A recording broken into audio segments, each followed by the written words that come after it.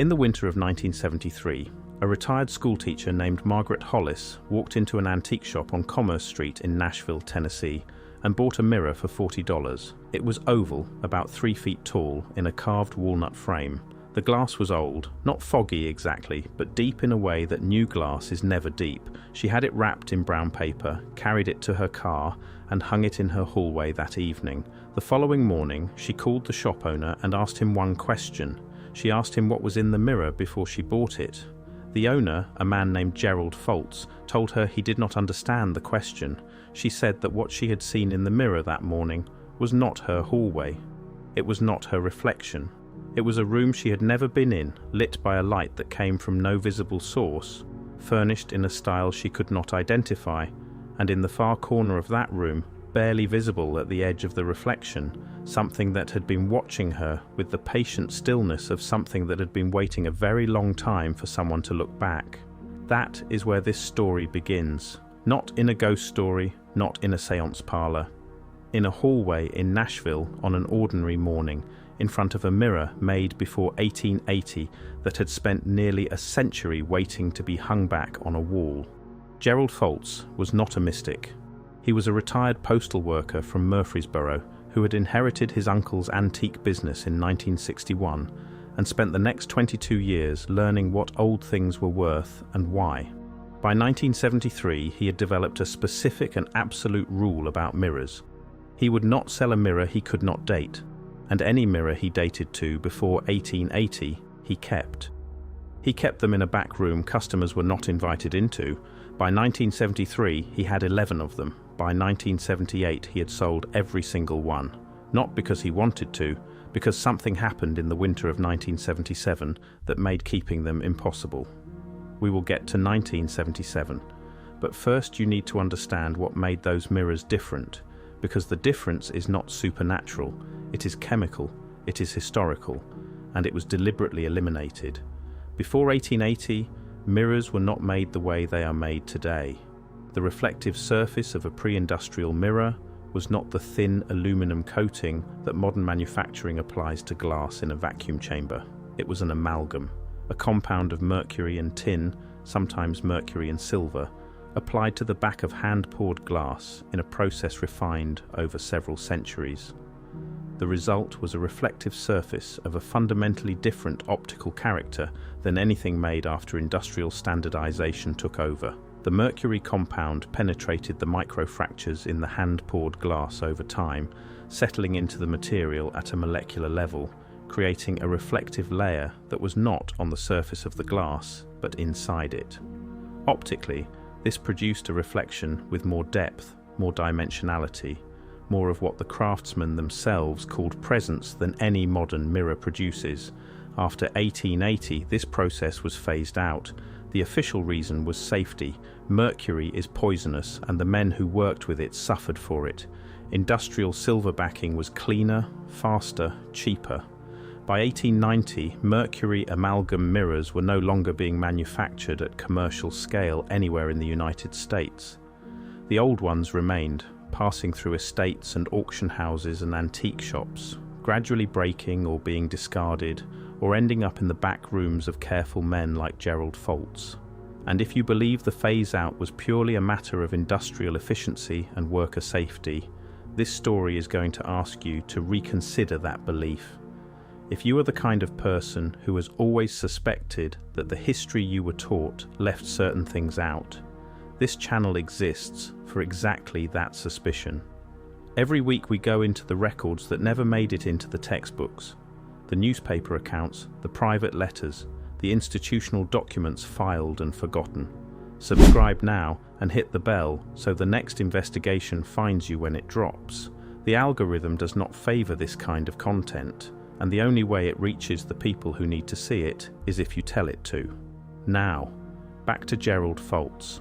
The first pre-1880 mirror came into his shop in 1963 as part of an estate lot from a farmhouse outside Shelbyville.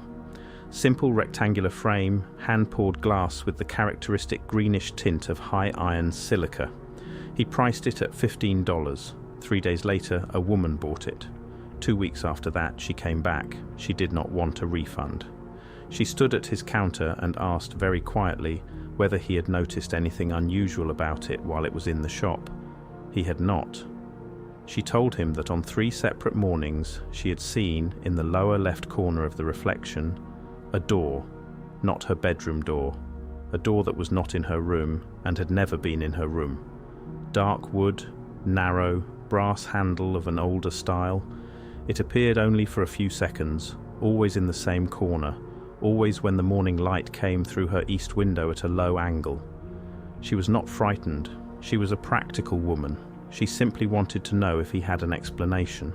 Foltz did not have an explanation, but he remembered the conversation.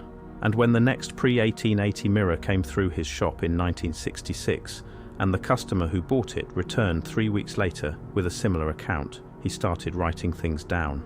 By 1973, when Margaret Hollis called him the morning after hanging her walnut-framed oval mirror, Foltz had documented 9 separate customer accounts. 9 people across 10 years who had purchased mirrors he dated to before 1880 and who had come back with some version of the same experience. The details varied, but the structure was consistent in ways that Foltz, a methodical man who spent his career finding patterns in old things, could not dismiss. The anomalous image always appeared in a corner or edge, never the center.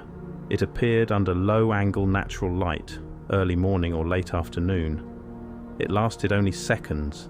It always depicted an interior space, never a landscape, never anything outdoors. The interior was furnished in a style that witnesses consistently described as old but unplaceable.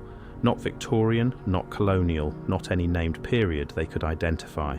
And in most accounts, something in that depicted space felt aware of them. Not threatening, aware. The 9th account came from a retired civil engineer named Robert Calhoun from Knoxville, who wrote Foltz a 4-page letter in the precise handwriting of a man trained in technical documentation. Calhoun did not describe a fleeting glimpse. He described a sustained observation lasting between 90 seconds and 2 minutes. A large room with a vaulted ceiling, stone floor fitted without mortar, in a pattern he recognized as far older than any American construction, columns of a dark, polished material he could not identify, lit by a sourceless even light that cast no shadows, and arranged along the far wall, mirrors. Large ones, mounted at regular intervals, each reflecting the others in a recession that seemed to extend further than any physical space could contain. Calhoun wrote that he had the distinct impression he was looking not at a hallucination, but at a room that existed. That had existed. That had been real and physical and inhabited at some point in a past so remote that no map he had ever studied contained it. This is the point where the Tartarian framework becomes not a fringe theory, but a structural necessity. There is a growing body of research, conducted outside the boundaries of institutional archaeology, into the physical traces of a civilization that preceded the one we were taught to think of as the foundation of the modern world. The working name for this civilization, drawn from historical maps and early geographical records, is Tartaria. What the research consistently finds in the mound sites of the Ohio Valley, in the sealed sub-basements of buildings constructed in the 1800s over obviously older foundations, in the photographic record of the 1893 Chicago World's Fair showing buildings that no construction timeline can account for, is a material culture of extraordinary sophistication. Stone worked to tolerances that 19th century tools could not achieve. Metals alloyed in combinations that industrial chemistry did not rediscover until the 20th century, and glass, specifically glass with optical properties that modern manufacturing has never replicated and that academic literature has never adequately explained.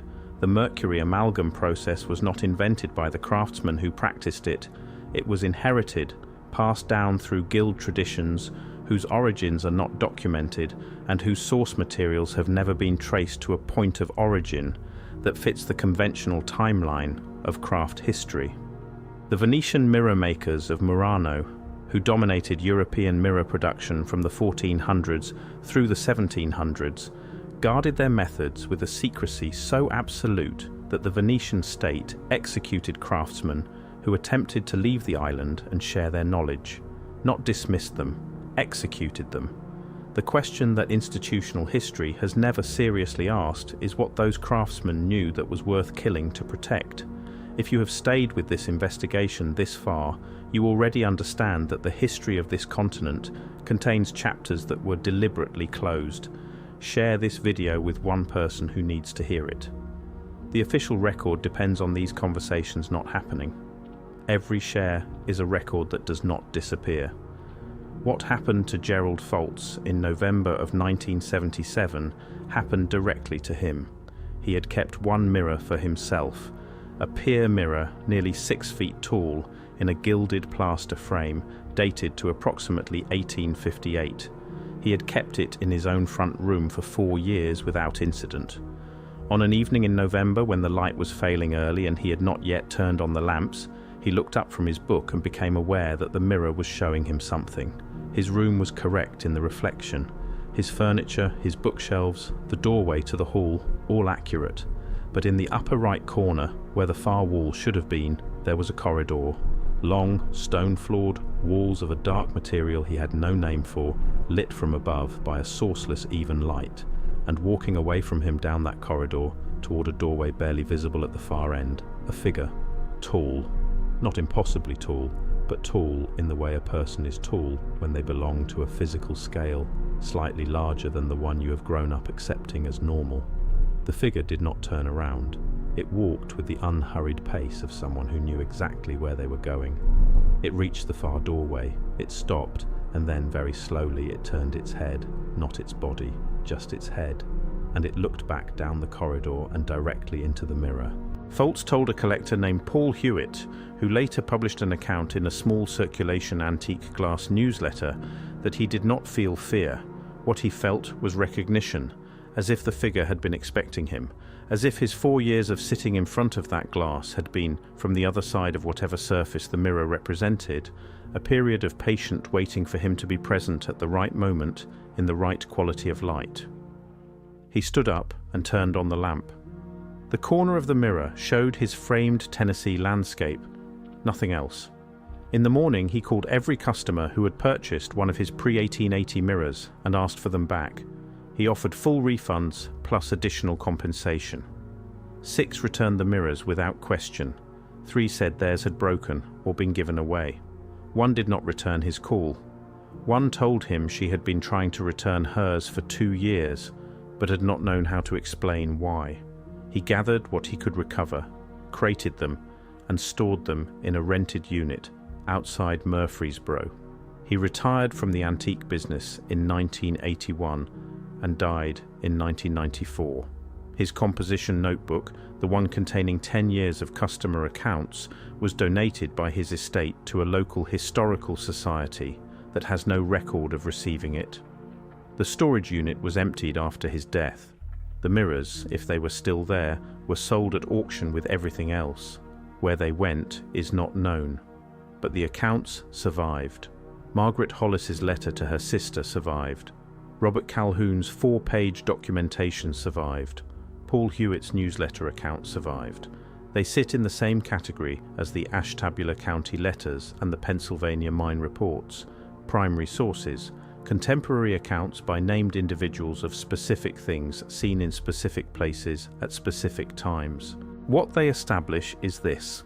For at least a century, in ordinary American homes, mirrors made before 1880 in a process eliminated before anyone documented what the process actually did, were showing people something interior, something lit without a visible source, something that contained, at its edges, figures of a physical scale slightly larger than the one we were taught to accept as normal, something that looked back. The mirrors that remain are somewhere. In estate sales, auction lots, the back rooms of shops run by people who have not yet learned to date glass by its optical depth. They do not announce themselves. They look like any other old mirror in a walnut frame leaning against a wall. But if you find one, you will know it.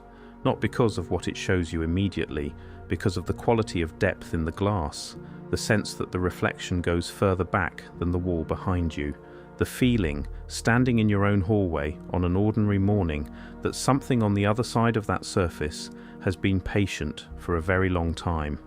The official history of this country does not contain Gerald Foltz.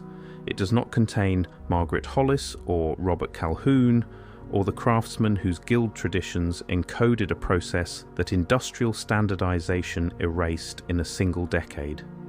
It does not contain the rooms those mirrors remembered or the figures at the end of the corridor, but the glass contains them, and the glass is still out there. If this investigation moved something in you, subscribe and share it with one person. The chapters left out of the official record do not get written back in by institutions. They get written back in by enough people refusing to stop asking what was here before. I will see you in the next investigation.